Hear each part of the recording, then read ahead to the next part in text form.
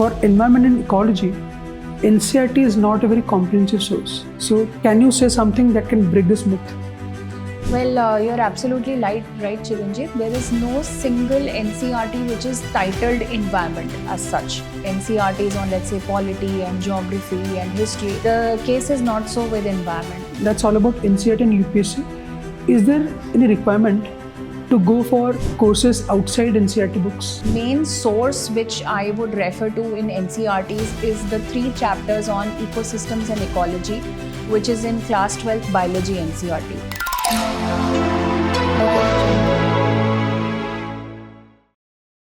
Hello and welcome everyone. In this session, we're going to discuss a newly launched initiative by Vision IS, which is Vision IS NCERT course. And to shed light upon its ecology and environment part, today we have with us an eminent faculty member of Vision IS, which is Geetika ma'am. Welcome ma'am. Hello, Chiranjeev. Ma'am, first this basic question that comes to every aspirant's mind, that for environment and ecology, NCERT is not a very comprehensive source. So, can you say something that can break this myth? Well, you're absolutely right, Chiranjeev. There is no single NCERT which is titled environment as such, where you have dedicated NCERTs on, let's say, polity and geography and history. The case is not so with environment. And we can understand this because environment is a subject which has a very multidisciplinary approach. It overlaps with geography when we consider topics like climate and vegetation, disaster management, science and technology, for example, topics like renewable energy, climate change. So since the subject itself has a very multidisciplinary approach, the topics that have to be covered in NCERT or which are covered in NCERT are scattered all over. So which is why there is no dedicated NCERT for environment, yet the small topics, the important points are written here and there, hidden somewhere in the other books. Thank you, ma'am. Could you please tell us, could you cite an instance in which a question asked in UPSC, either prelims or mains, was directly sourced from any of the NCERT books? Yes, so NCERTs have the topics of environment scattered here and there. And the main source which I would refer to in NCERTs is the 3 chapters on ecosystems and ecology, which is in class 12th biology NCERT. Time and again, we have seen questions being directly lifted from those 3 chapters. I can quote instances of a question on biological oxygen demand being asked in 2017. In 2015, we had a direct question asking the definition of ecosystems. Then in 2021, there was a question on biogeochemical cycles, phosphorus cycle being a sedimentary cycle. And as recent as 2024, UPSC asked a question on the relationship between fig and wasp, the fig plant and wasp mutualism, which was also directly mentioned in the NCERT.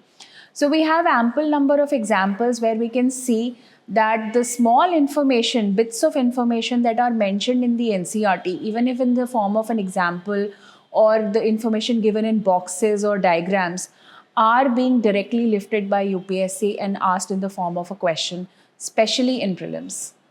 Thank you, ma'am. That's all about NCERT and UPSC. Is there any requirement to go for courses outside NCERT books? Well, certainly NCERT is covering the basics of environment and ecology. So one has to look for deeper analysis, a little bit more of examples. So for instance, NCERT mentions a handful of examples in interspecific relationships like mutualism, commensalism, amensalism. But when it comes to UPSC, we need to supplement and understand this relationship and then supplement it with more and more examples as much as we can. So for example, last year UPSC asked a question on fig and wasp, and then there was a question on ant and fungus mutualism. So the concept remains the same, but the examples keep varying, which is why it is important for students to have a lot of value addition, which is what we have tried to do in this course. Okay. Now, could you please tell us something more about this course, about its salient features? Now, the course is a very comprehensive course when it comes to preparing for environment. And that is because, like I told you, the sources for environment, they are pretty much scattered. First and foremost, we've put the course in a very structured format where we start with the basics of environment and ecology. We start with understanding simple concepts like what is an ecosystem, what is an ecotone, how is it different from ecocline, what is the difference between ecocline and edge effect. These are all terms which usually confuse a student.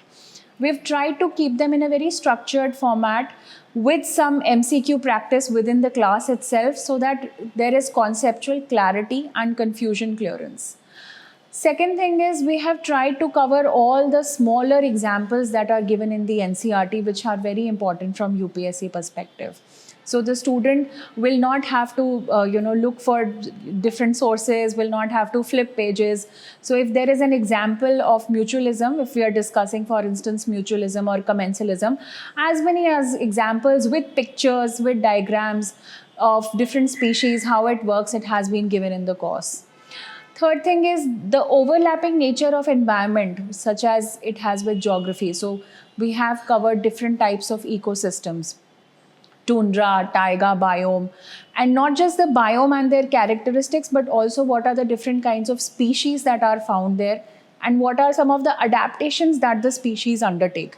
So for example, UPSC has asked questions on xerophytes, like what are the adaptations you see in desert type of plants. So the overlapping nature of the subject has also been covered through various examples. And within the class itself, we are also trying to cover previous year's questions of UPSC. So as and when a topic gets completed, whatever questions UPSC asked regarding that has been told and discussed.